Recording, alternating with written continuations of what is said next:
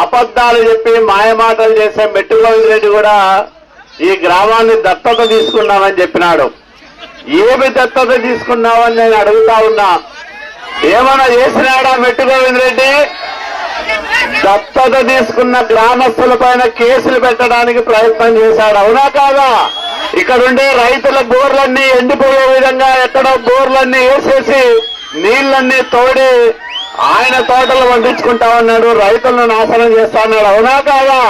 మరి బేలోడు గ్రామ ప్రజలందరూ కూడా మెట్టు గోవిందరెడ్డి పైన కసి తీర్చుకునే అవకాశం వచ్చిందా లేదా? సైకిల్ బటన్ ఎత్తి ఫ్యాన్ రెక్కలు విరిచికట్టి మెట్టు గోవిందరెడ్డి పెడరెక్కలు కూడా విరిచికట్టి బెంగళూరుకు పార్సల్ చేయాల్సిన సమయం వచ్చింది. మెట్టు గోవిందరెడ్డిని బెంగళూరుకు పార్సల్ చేద్దామా వద్దా? గట్టిగా మెట్టు గోవిందరెడ్డికి వినపడాలా?